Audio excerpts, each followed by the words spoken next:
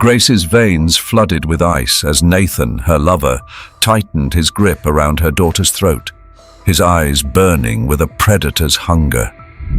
In that breathless instant, she understood the horrific truth. The man she had loved was a monster, and her daughter's life was dangling between his fingers. If this moment made your heart stop, smash that like button, drop your thoughts in the comments, subscribe for more, and brace yourself for the next twisted turn. You won't believe what happens next. Grace stood silently at the edge of the hallway, her body stiffening with each passing second. She wasn't supposed to be home yet. The school's early dismissal had given her extra time, and she had walked home with the thought of surprising her mum. But what she saw, what she had just witnessed, was nothing she could have prepared for. Her mother, Sarah, stood in the living room, leaning closely into the man beside her. That man wasn't David, her father. No, this was Dr. Nathan, the family doctor who had been in Grace's life for as long as she could remember. The man her father had always called his best friend. Grace's breath caught in her throat as she watched him reach out, his fingers lightly brushing her mother's cheek, his touch far too intimate. And then, before Grace could blink, they kissed. It was soft at first, tentative, but then it deepened.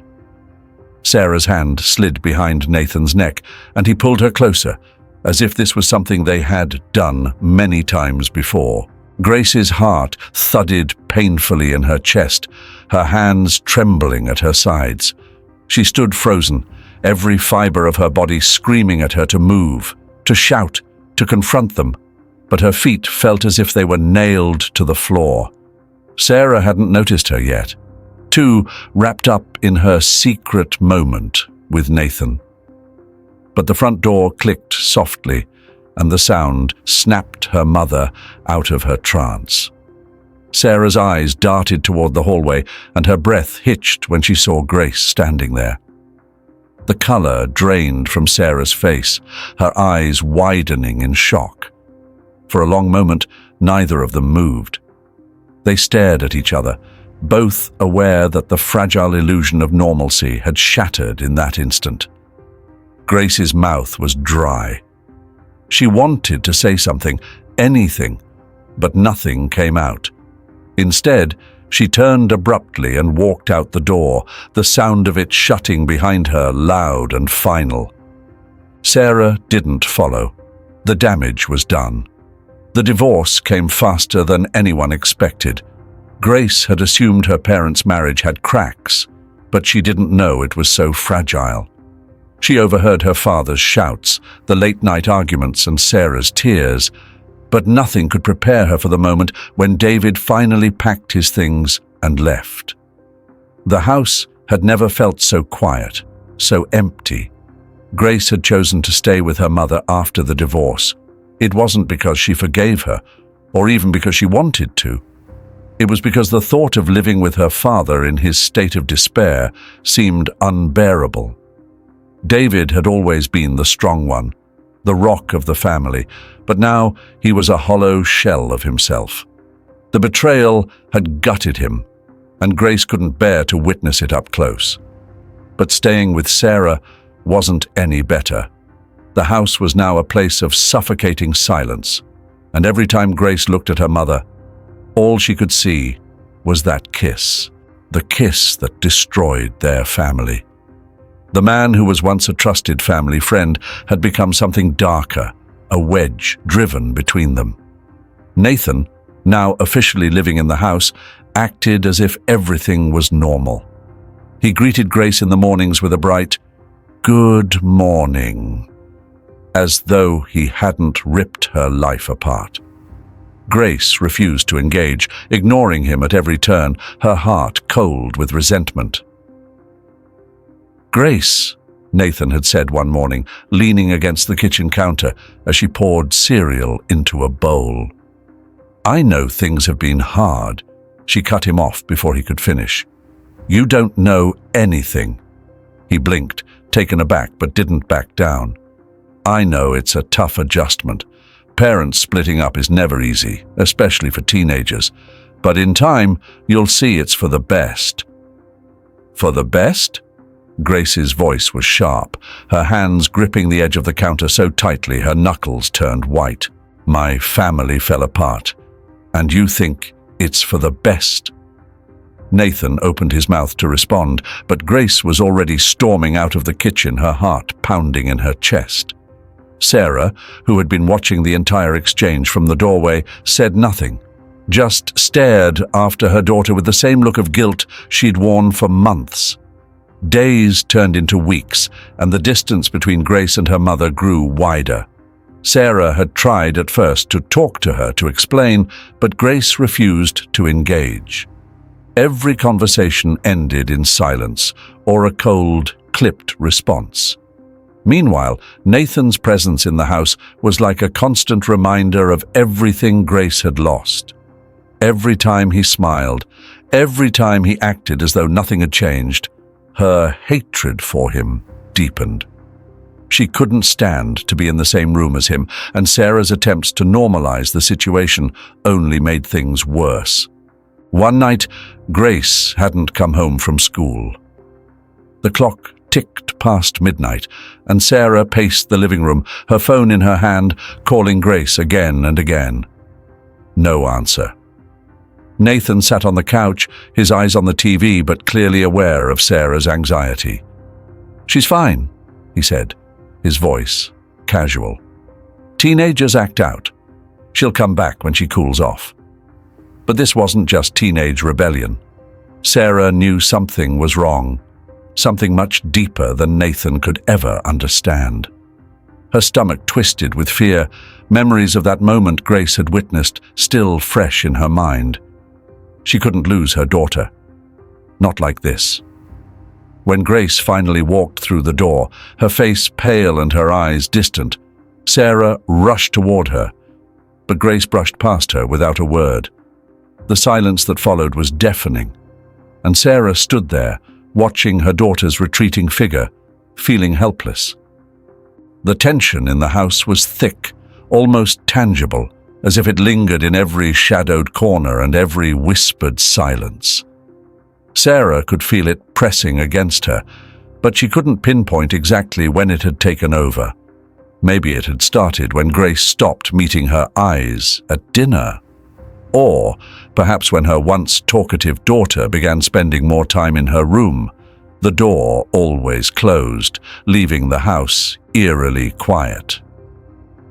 Sarah had been trying, really trying, to bridge the widening gap between them. Every attempt, though, was met with Grace's cold indifference. The girl barely spoke, and when she did, it was brief, clipped responses that left Sarah wondering where her bright, chatty child had gone. Gone, it seemed, along with the family they once had.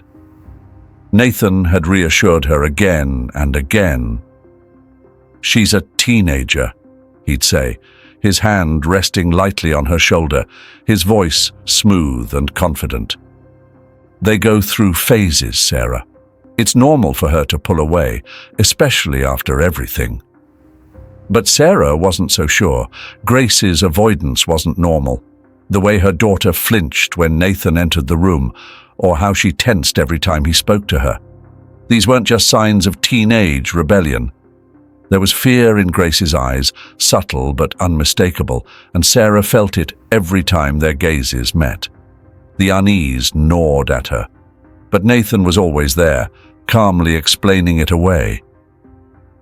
"You're reading too much into it," Nathan would say, his voice calm, soothing. "She'll come around." Grace came home late again, the third time this week. She slipped through the door quietly, hoping, as usual, to avoid notice. But Sarah had been waiting perched on the edge of the couch, anxiety gnawing at her insides. As the door clicked shut, Grace froze, realizing too late that her mother was sitting there, bathed in the dim glow of the living room lamp. "Grace." Sarah's voice was soft, but edged with the worry she couldn't hide. "Where have you been? It's almost midnight." Grace didn't meet her mother's eyes. "Out," she mumbled, moving quickly toward the stairs. "Wait," Sarah stood, taking a step forward. "We need to talk." Grace paused, her hand already on the banister, tension rippling through her body. "About what?" "About you. About why you're never home anymore." Sarah's voice trembled slightly. She hated how small it sounded, how powerless she felt. "You're shutting me out, Grace." There was a long silence, the ticking of the wall clock the only sound between them. Grace's back remained turned, her fingers gripping the wooden railing so tightly her knuckles turned white. Finally, she sighed. "I'm tired, Mum. I don't want to talk." Her voice was flat, emotionless. Sarah felt her heart sink. "Please, Grace. I know things have been hard." "It's not that." Grace's voice cracked, and for the first time she turned to face her mother. There was a flicker of something in her eyes, fear, or maybe something darker. "I just need space." Before Sarah could respond, Grace bolted up the stairs, the door to her room slamming shut behind her. Sarah stood there, rooted to the spot, her chest tight with an overwhelming sense of helplessness. Nathan found her standing there, still staring at the stairs, as if expecting Grace to come back down and everything would be fine again. He wrapped his arms around her from behind, resting his chin on her shoulder. "She'll come around, Sarah," Nathan murmured softly, his breath warm against her neck. "You have to give her time." The next morning, Sarah knocked on Grace's bedroom door, her hand lingering for a moment before pushing it open. Grace was still in bed, buried under the covers. As she entered, the girl shifted slightly but didn't look up. "I just want to talk," Sarah said quietly, sitting on the edge of the bed. She reached out to brush a strand of hair from Grace's face, but her daughter flinched away. "Please, Mom, just go." Sarah's hand froze in midair, the rejection stinging more than she wanted to admit. She dropped it back into her lap, staring at the crumpled bedsheets. "I know something's wrong, Grace. I don't know what it is, but I'm here. I just want to help." There was a long pause. Then Grace's voice, muffled under the blankets, broke the silence. "I'm fine." But the quiver in her voice told Sarah otherwise. Later that week, Sarah was in the kitchen preparing dinner when Grace walked in from school. Something felt off instantly. Her daughter moved stiffly, almost cautiously, as though each step was calculated to avoid discomfort. Sarah's eyes followed Grace as she dropped her bag on the floor and grabbed a glass of water, but it was the slight wince, the barely noticeable grimace, as Grace stretched for a cup from the top shelf that caught her attention. "Are you all right?" Sarah asked, her voice steady, but her eyes sharp, scanning her daughter closely.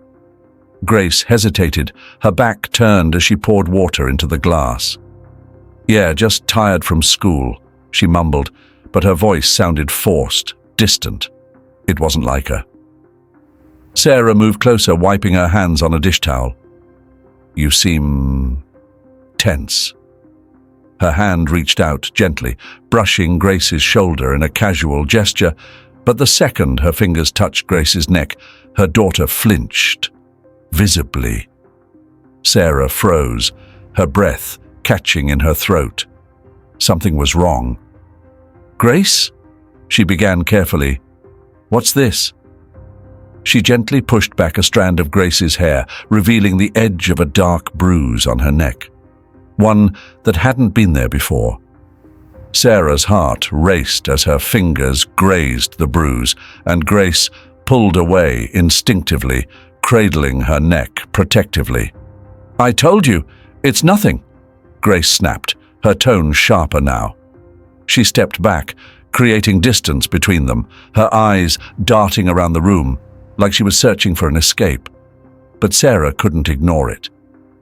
"That's not just a bruise from school," Sarah said, her voice trembling despite her efforts to stay calm. "Grace, who did this to you?" "I said it's nothing, Mom." Grace raised her voice, her defensive tone only fueling Sarah's growing fear. Sarah reached out again, this time more firmly, her hand finding Grace's wrist. She could feel Grace tense up, but before she could say anything, her fingers brushed something else.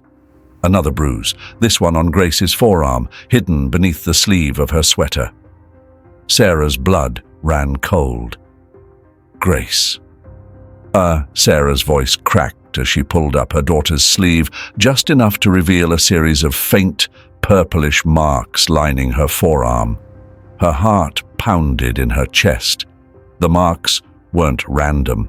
They were finger-shaped, as if someone had grabbed her forcefully. "This isn't from gym class." Grace yanked her arm away, tears welling up in her eyes, but she still wouldn't look at her mother. "It's none of your business." "It's absolutely my business." Sarah's voice was louder now, panic rising. "What happened? Who did this to you?" For a long moment, there was only silence. Grace stood there, her eyes cast downward, her arms wrapped tightly around herself, as though trying to shield her body from further scrutiny. The tension between them was palpable, heavy with unspoken words. Finally, Sarah stepped closer again, her voice softer, but no less urgent. "Grace, please. I can't help you if you won't tell me what's going on." Grace blinked rapidly, her lips trembling as she opened her mouth to speak, but the words didn't come out. She glanced nervously toward the hallway, where Nathan was just out of sight, his voice humming softly from the other room.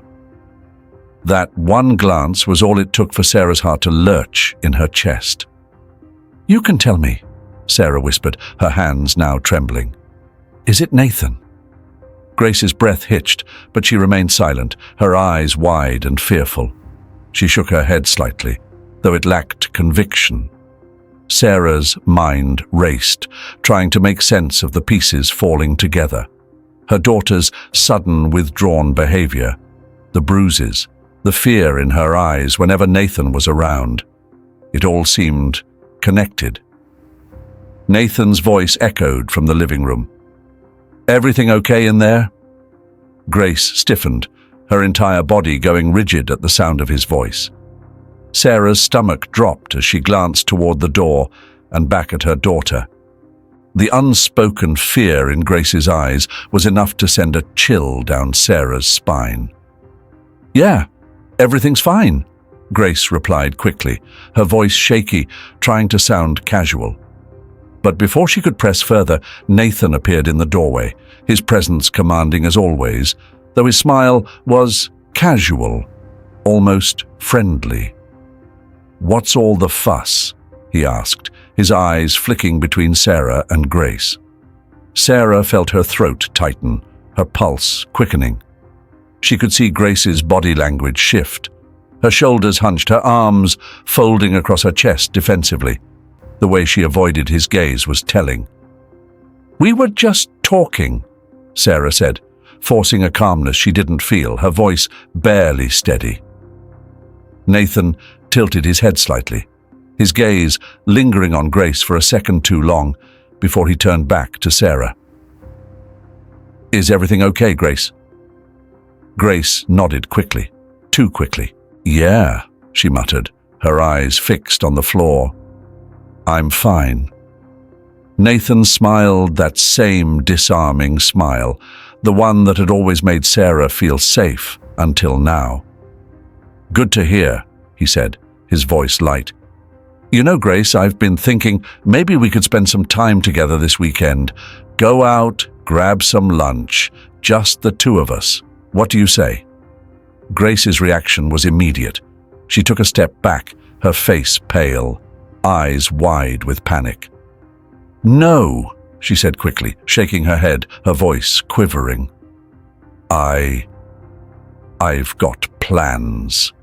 Sarah's stomach twisted painfully at the sight of her daughter's obvious distress.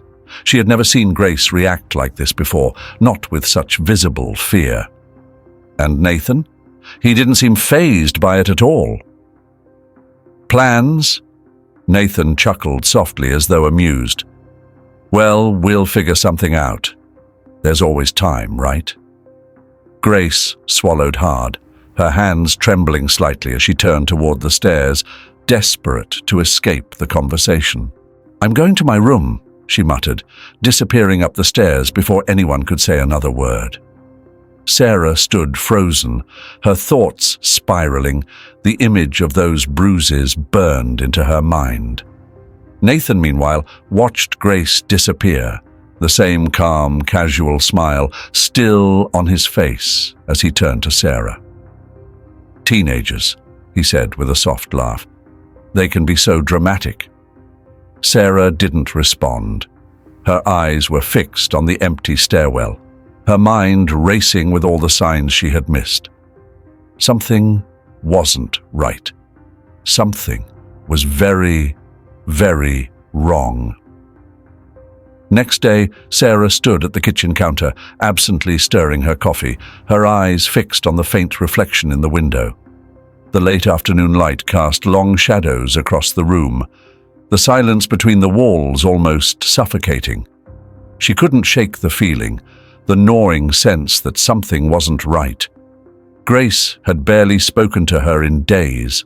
Every time Sarah tried to talk, tried to reach out, her daughter either shut down or, worse, fled upstairs to her room, closing the door behind her. Nathan's voice drifted from the living room. "You're overthinking it again, Sarah," he said, in that smooth, soothing tone that always seemed to calm her nerves. He didn't even look up from his phone, scrolling leisurely as if everything was perfectly normal. "Teenagers pull away. It's what they do. You remember how you were at her age, right?" Sarah sighed, turning to face him. "It's different," she insisted, but even as she said it, she felt the uncertainty creep in. Maybe she was overreacting. Maybe it was all in her head. Grace was growing up, and the divorce had been hard on her.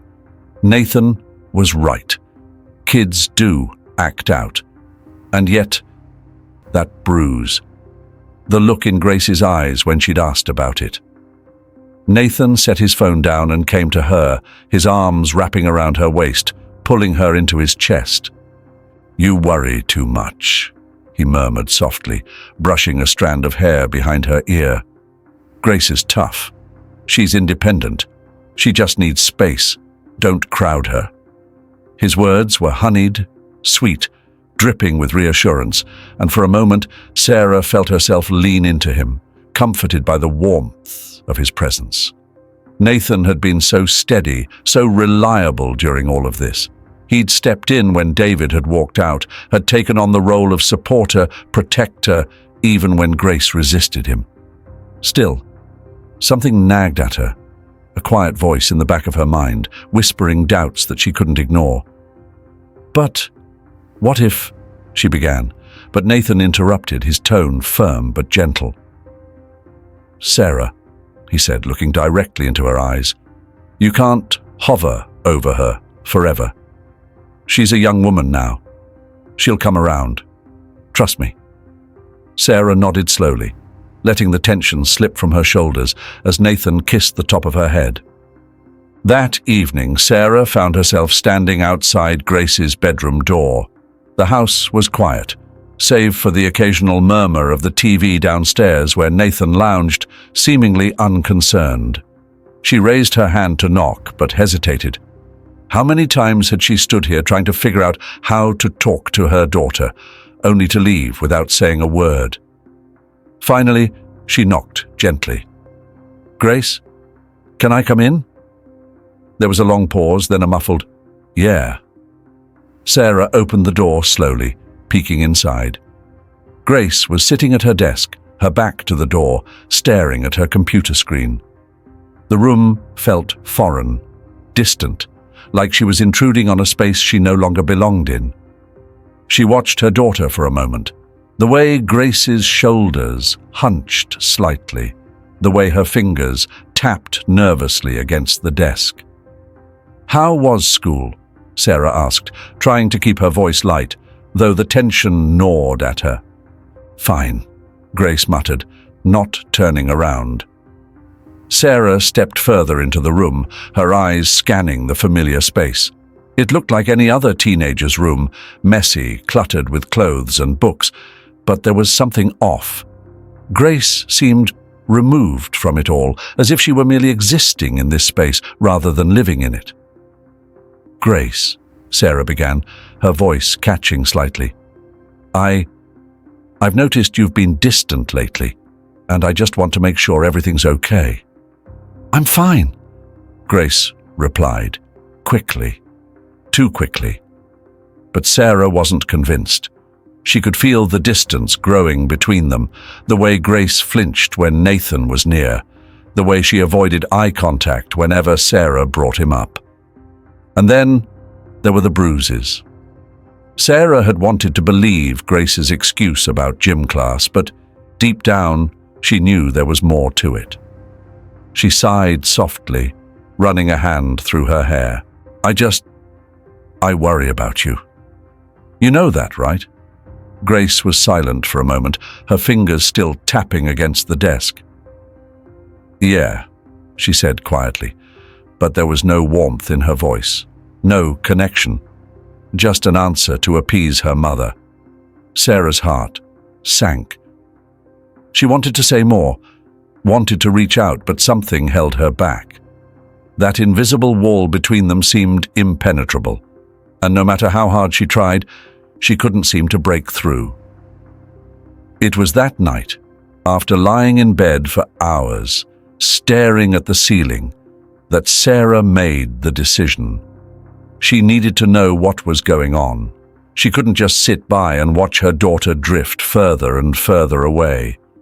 The bruises, the fear in Grace's eyes, the way she flinched whenever Nathan was around, it all added up to something Sarah didn't understand, something she needed to get to the bottom of. The idea of installing a camera in Grace's room gnawed at her conscience. She knew it was an invasion of privacy, that it would break whatever fragile trust remained between them. But the fear, the overwhelming fear that something terrible was happening, overpowered the guilt. The next morning, while Grace was at school, Sarah carefully installed the camera, hidden discreetly in the corner of the room where it wouldn't be noticed. Her hands shook as she finished setting it up, her heart pounding with the weight of what she was doing. She felt sick to her stomach, but she told herself it was the only way. For the first few days, there was nothing unusual. Grace came home from school, did her homework, listened to music. She spent more time in her room than ever, avoiding conversation with Sarah, staying away from Nathan as much as possible. Sarah watched, feeling a growing sense of guilt, but also relief. Maybe she was just overreacting.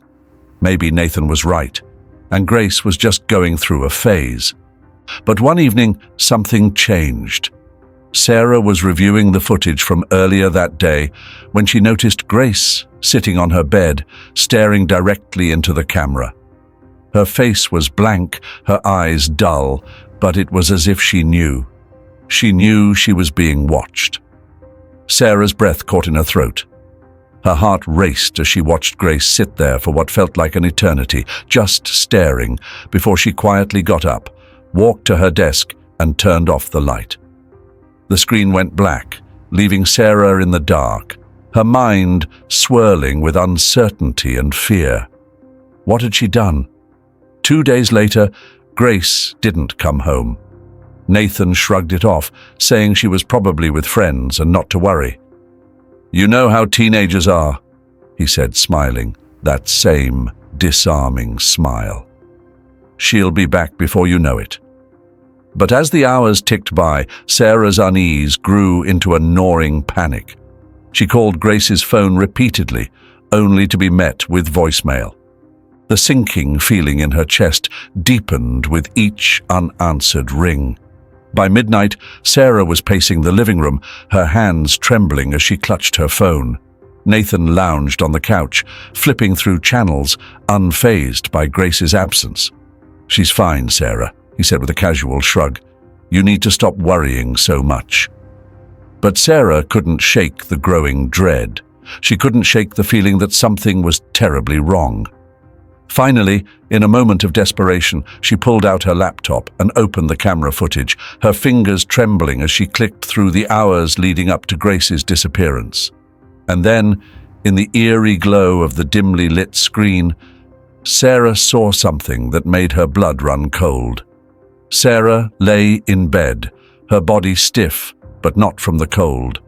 Nathan was next to her, his breathing steady as he shifted closer, his hand gliding along her arm. The touch was meant to be comforting, intimate, the way it had always been between them.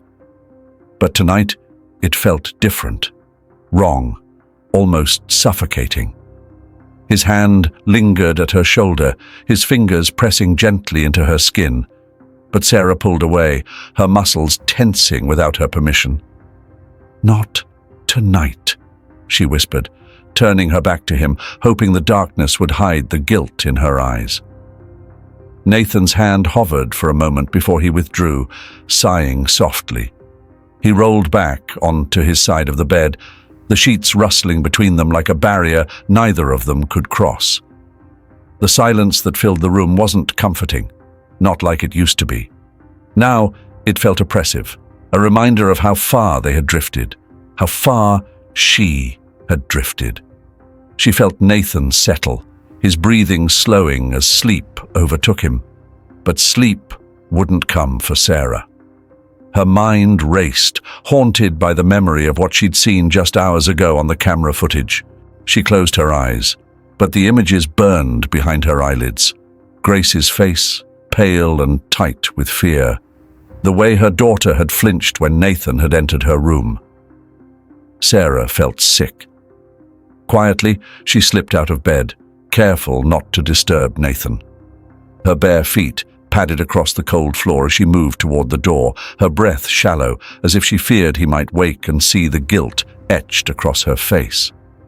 She grabbed her phone from the dresser on the way out, the tiny device, now a conduit to her worst nightmare. Once in the hallway, Sarah leaned against the wall, her heart hammering in her chest. She knew she shouldn't look at the footage again. The first time had been horrifying enough, but there was a part of her, a mother's instinct, that couldn't let it go. She had to see it again, had to know if she'd missed something, anything that could explain what Nathan had done, could explain why Grace had recoiled so violently, why her daughter had seemed so afraid. Her fingers trembled as she unlocked the phone and pulled up the video from that morning. She hit play, her breath catching as the familiar scene unfolded. The footage was grainy, but clear enough. Grace, sitting on her bed, headphones in, oblivious to Nathan quietly entering her room. He moved slowly, deliberately, his eyes scanning the space as though he were checking to see if anyone was watching. Sarah's heart clenched as she watched. Nathan approached Grace from behind, his hand reaching out to touch her shoulder. Grace jerked, startled, pulling her headphones off as she turned to face him. She looked confused at first, but then the fear set in. Sarah could see it in her daughter's eyes, the way she immediately tensed, like a cornered animal. Nathan smiled, saying something Sarah couldn't hear from the footage. He knelt beside the bed, his hand resting on Grace's knee. Grace recoiled, shifting away from him, but he didn't move. Instead, his hand slid up, brushing her thigh. Sarah's stomach lurched. Grace tried to push his hand away, her movements frantic now, but Nathan only chuckled, his other hand grabbing her wrist, pulling her closer. Sarah could see Grace's lips moving, begging him to stop. But he didn't. Nathan's grip tightened, and when Grace tried to stand, he yanked her back down hard. Her scream echoed in the silent room, but it was muted on the video, like a terrible nightmare that no one could hear. Nathan's face twisted into something dark, something Sarah had never seen before. "Your mum won't believe you." Nathan's voice was calm and menacing in the video, though Sarah couldn't hear the exact words. But the look of defeat on Grace's face said it all. She knew. Grace knew that if she said anything, Nathan had already twisted Sarah's trust, made her doubt her own daughter. And if Grace did dare to tell the truth, Nathan's threat hovered in the air. Danger. "If you say anything, you'll both regret it." Sarah couldn't breathe. She could barely think, her mind reeling as she watched the man she had let into her home, into her life, assault her daughter with a cruelty she had never imagined possible. Nathan yanked Grace off the bed by her arm, dragging her out of the frame. Sarah's eyes widened, horror taking hold. He was dragging Grace out of the room, but where? She realized in that moment that she hadn't installed cameras in the rest of the house. The camera only captured the room, the hallway, the other rooms. She had no idea where Nathan had taken Grace or what he had done afterward. A suffocating panic flooded her as the screen went black, leaving her alone in the quiet hallway with nothing but her guilt and terror. Sarah slid down, her body trembling uncontrollably. She tried to process what she'd just witnessed, but it was too much. She felt like she was drowning, every breath a struggle, as her mind screamed for her to do something, anything. Nathan was a monster, and she had let him into their lives, into her daughter's life. The next morning, Sarah couldn't bear to look at Nathan. She kept her distance, every part of her recoiling from him as he casually drank his coffee, pretending as though nothing had changed. He asked her how she slept, but she couldn't bring herself to answer. How could she? How could she stand in the same room as him, knowing what he had done to Grace? But she knew what she had to do. As soon as Nathan left for work, Sarah found herself in his office, the room that he had always seemed so protective of. He had told her it was just for privacy, that he needed the space to work. But now, Sarah wondered if that was just another lie. She searched the office frantically, her hands shaking as she rifled through papers, books, anything that looked out of place. And then, behind the bookshelf, her fingers brushed against a small latch. Her heart raced as she pulled it, revealing a hidden door she had never known existed. Sarah's blood turned to ice as she stepped into the small, dark room. The air was heavy, stifling, as if the walls themselves held the weight of unspeakable horrors. And then, in the center of the room, she saw her daughter. Grace was bound, her wrists tied tightly, her face streaked with dried tears. Bruises, fresh and dark, marred her skin, her arms, her legs, her face. The sight was more than Sarah could bear. Her hands flew to her mouth as she ran to her daughter, dropping to her knees beside her. "Grace," she sobbed, fumbling with the ropes that held her. "I'm so sorry. I'm so sorry." Grace was barely conscious, her body limp as Sarah freed her from the ropes, her hands trembling as she pulled the gag from her daughter's mouth. Grace's eyes fluttered open, her lips cracked, her voice barely a whisper. "Mom." Sarah held her tightly, rocking her as sobs racked her body. "I'm here. I'm here now." Sarah's hands trembled uncontrollably as she dialed 911, her breath coming in shallow, frantic gasps. Every second felt like an eternity, her fingers slipping on the phone's screen as she tried to focus. She could barely hear the dispatcher's calm voice on the other end of the line over the deafening roar in her mind. She stammered through her words, trying to explain, trying to make sense of it all. Her eyes kept darting back to Grace, lying limp in her arms, her face bruised, her breathing faint. "Please, You have to hurry." Sarah's voice cracked, her throat tight. "My daughter. She's hurt. He's the one who did it. He's dangerous." The dispatcher assured her help was on the way, but it did little to calm the storm raging inside her. Sarah dropped the phone onto the floor, her focus shifting entirely to Grace. She cradled her daughter's head gently, tears blurring her vision as she whispered apologies over and over, her words tumbling out in a panicked rush. "I'm so sorry, Grace. I should have known. I should have protected you." The guilt was crushing, suffocating her. How had she let this happen? How had she been so blind? Grace's eyelids fluttered weakly, and her lips parted as if she were trying to say something, but no words came. Her breath was shallow, her body fragile in Sarah's arms. Sarah's heart shattered with each passing second, knowing that her daughter had been suffering while she'd been oblivious, lulled into complacency by Nathan's lies and false reassurances. The front door burst open, and within moments paramedics and police officers flooded the house. They rushed to Grace, gently prying her from Sarah's arms and placing her on a stretcher. Sarah stumbled to her feet, following closely behind, her vision blurred by tears. One of the officers approached her, his face stern but compassionate. "Ma'am, we're going to take care of your daughter. Can you tell us where the man is now?" Sarah's voice wavered as she pointed toward the door. He's at work, at the hospital. He's a doctor." The officer nodded, radioing the information to his team. "We'll make sure he's apprehended.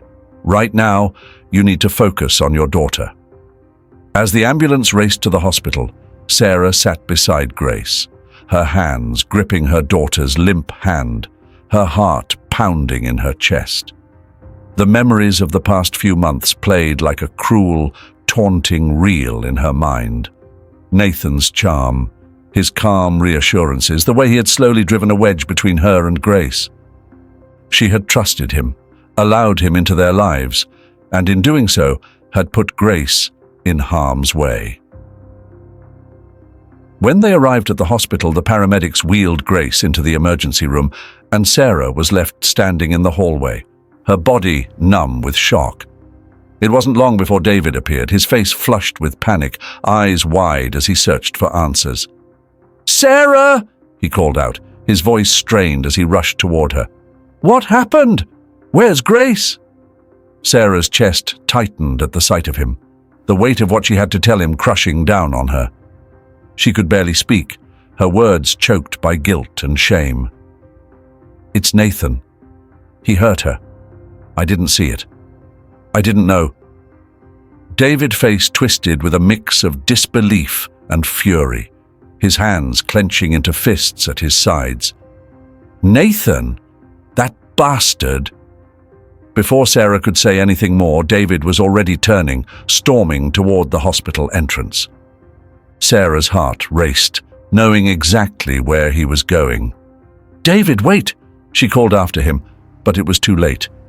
The doors to the hospital staff lounge burst open with a force that startled everyone inside.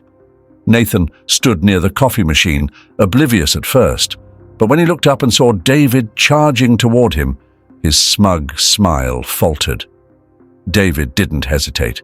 His fist connected with Nathan's jaw in a brutal punch, sending the man stumbling backward into a table. The room erupted in chaos, nurses and doctors shouting in alarm as they rushed to intervene. "You sick monster!" David roared, grabbing Nathan by the collar and slamming him against the wall. "You hurt my daughter! You ruined everything!"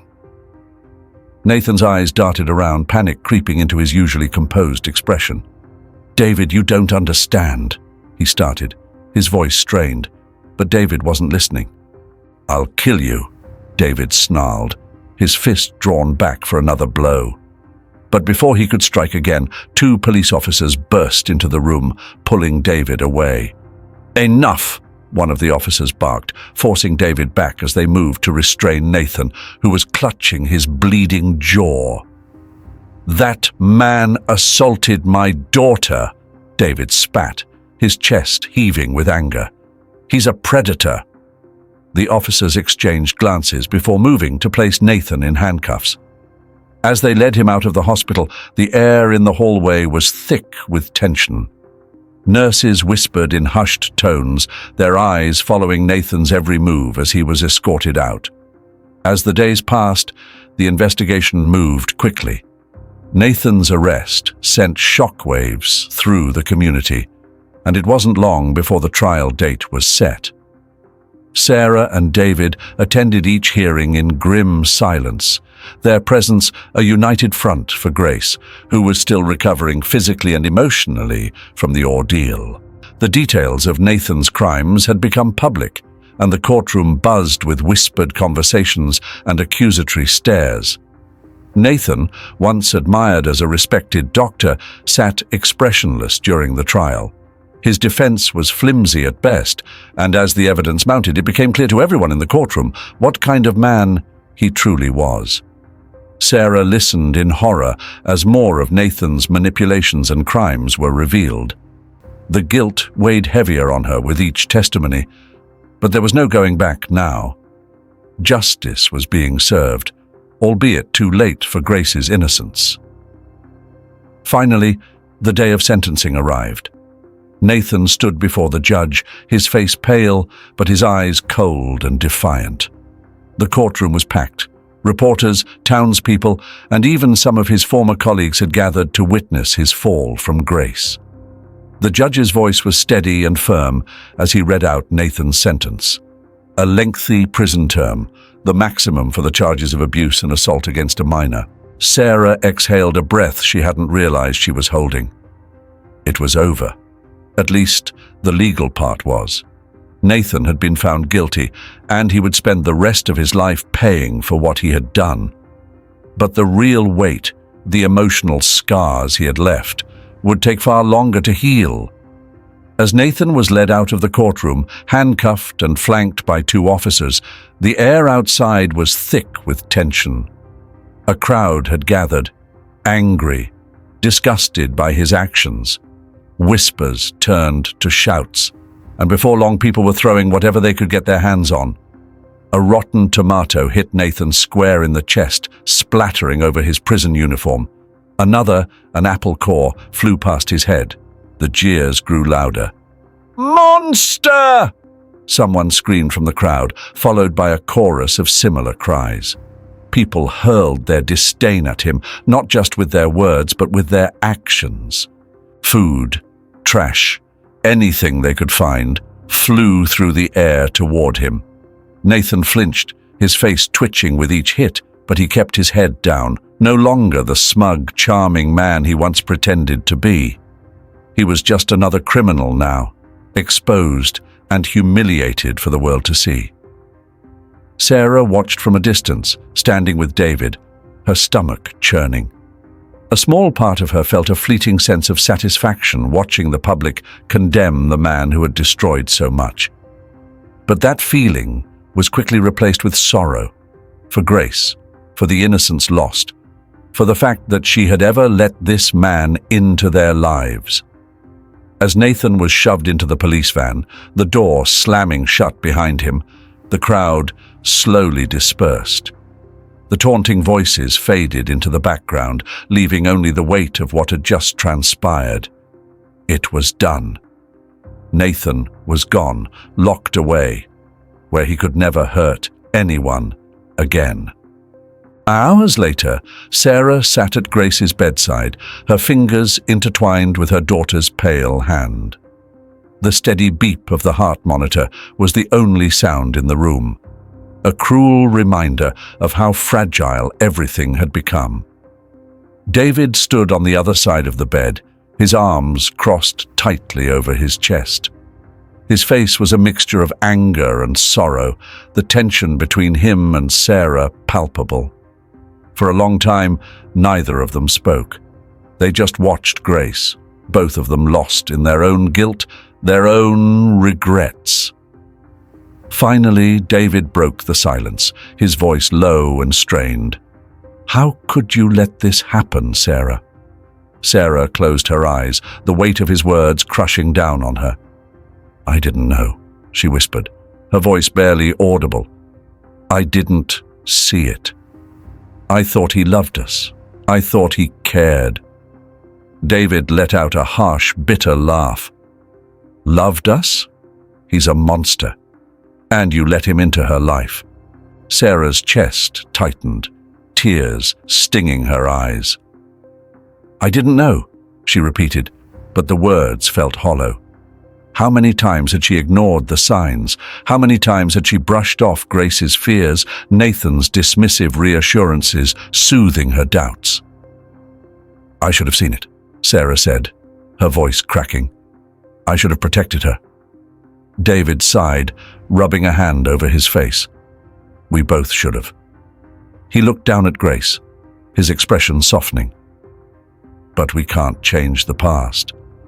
All we can do now is make sure she's okay, that she heals."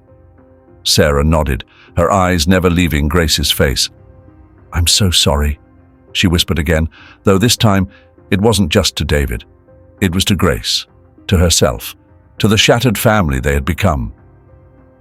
Sarah sat in the sterile hospital room, her hands tightly gripping the edge of the chair.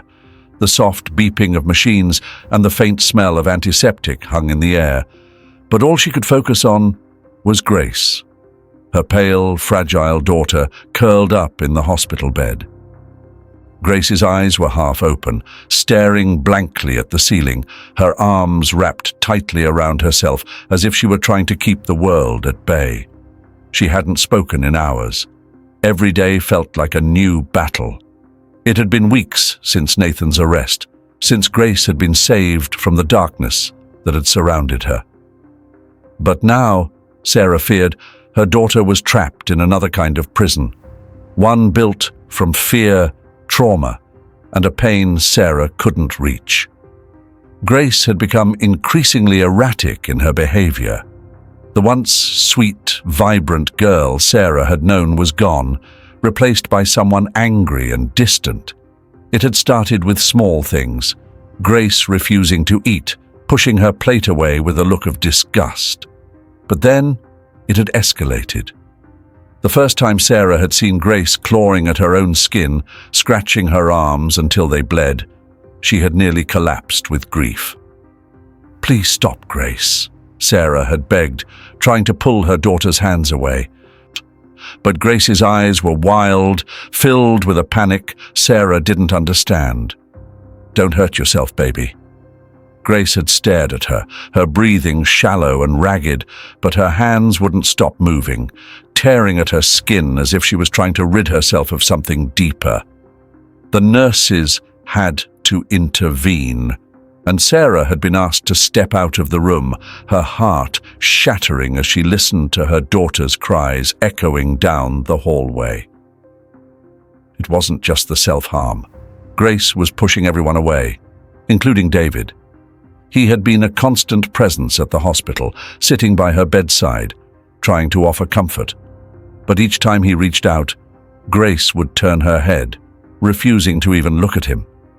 She barely acknowledged Sarah, and when she did, it was often with rage. One evening, Grace had thrown a tray of food across the room, screaming and thrashing as if something inside her had snapped.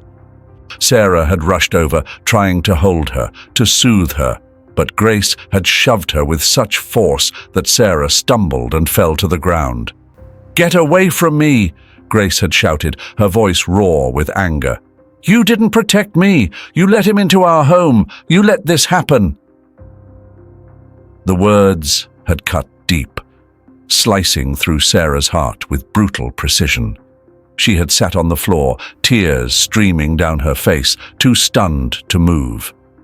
David had stepped in, wrapping his arms around Grace, trying to calm her as she sobbed uncontrollably. "It's okay, Grace," he whispered, though his voice trembled with emotion. "We're here now. We're not leaving you." But Grace's pain was too great. She pushed him away too, curling into herself as though retreating into a place where no one could follow. David had helped Sarah up, and together they had stood by the door, helpless as they watched their daughter break down, piece by piece. One day, after yet another sleepless night, Sarah and David were jolted awake by the sound of chaos in the hallway. Sarah's heart pounded as she rushed toward Grace's room, the fear settling in her chest like a heavy weight. "She's gone!" a nurse shouted, running past them. "She ran out!" Sarah's legs nearly gave out as she stumbled toward the window, her breath catching in her throat. There, on the roof of the hospital, was Grace. Her thin frame stood precariously at the edge, her arms outstretched, her hair whipping wildly in the wind. Sarah's heart stopped. "Grace!" Sarah screamed, her voice hoarse with terror. She ran toward the emergency exit that led to the rooftop, with David right behind her. By the time they burst onto the roof, Sarah was shaking so hard she could barely stand. Grace stood on the very edge, her feet inches from the drop, staring down at the street far below. Her face was expressionless, as though she had already made her decision. "Grace, please," Sarah gasped, her voice thick with desperation. "Don't do this." Grace didn't move, didn't acknowledge her. The silence between them was deafening, broken only by the distant hum of the city below. Sarah felt her knees weaken as she took a tentative step forward, her hands trembling. "I'm sorry, Grace," Sarah whispered, her voice breaking. "I know I failed you. I know I didn't protect you the way I should have. But I'm here now. Please, just come back." Grace's eyes flickered, but she still didn't turn around.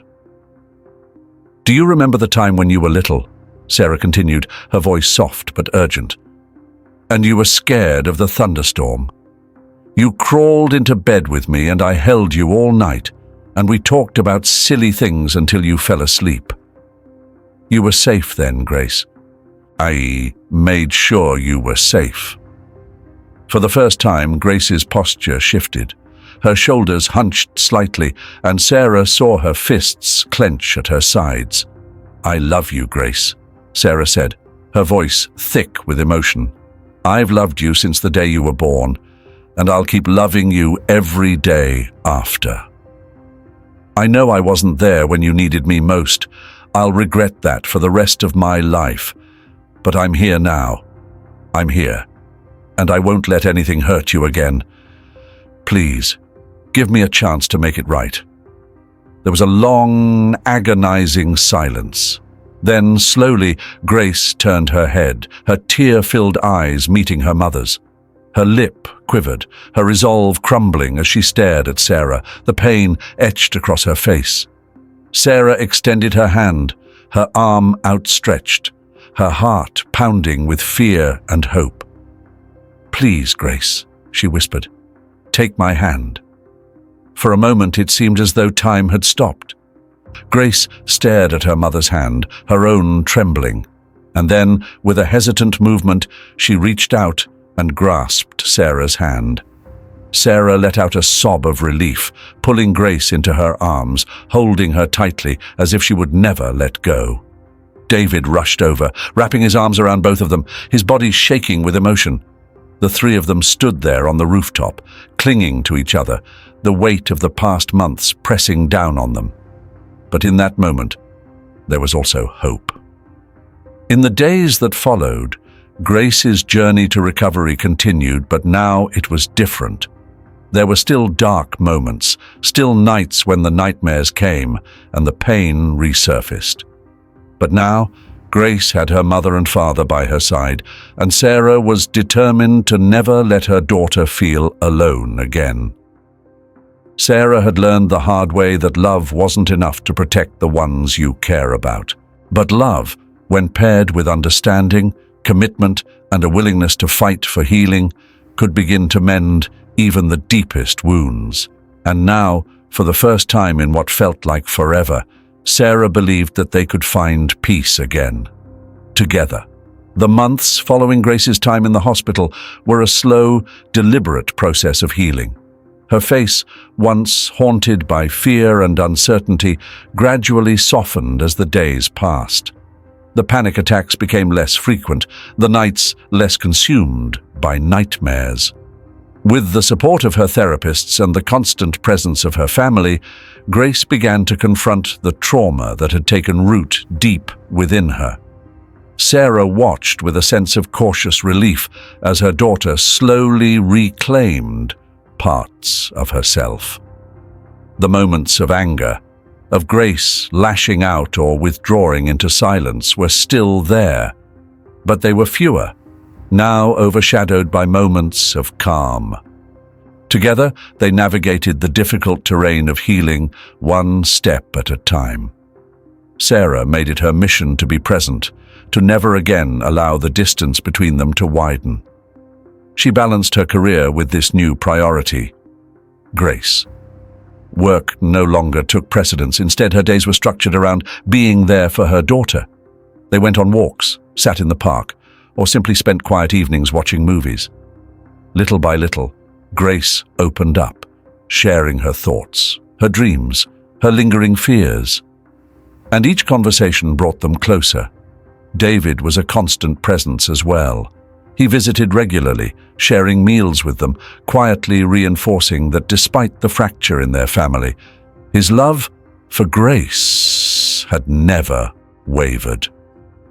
The three of them, no longer bound by the same roof, had found a new way to be together. It wasn't the traditional family, but it was theirs, stronger now, in ways they never expected. One evening, as they sat around the dinner table, the light from the kitchen softly illuminating their faces, Grace laughed at something David said. It was a sound Sarah hadn't heard in what felt like years. Pure, unguarded joy. She exchanged a glance with David, a silent acknowledgement of how far they had come. As the three of them laughed and shared stories over dinner, Sarah felt a sense of peace settle over her. It wasn't the ending she had once imagined for their family, but it was, in its own way, perfect. They had weathered the storm together, and now they were finally finding their way back to happiness. Hey everyone, I just want to take a moment to talk about the heart-wrenching story we just explored. It's a story about a mother's love, her sacrifices, and the lengths she'll go to protect her child. Sarah's journey is tough to watch, especially when we see how someone she trusted, even loved, turned out to be a monster. While this is a fictional story, the reality is, so many children face danger from those closest to them. As parents, whether you have a son or daughter, it's our job to be their protector, no matter what. We have to listen, trust our instincts, and never let fear or doubt stop us from standing up for them. This story reminds us of the power of a mother's love and her strength, but also of the importance of staying vigilant. No one is above suspicion when it comes to our children's safety. Let me know in the comments what you think about Sarah's choices. What would you have done in her situation? And remember, always be there for your kids, because sometimes they need us more than we even realize.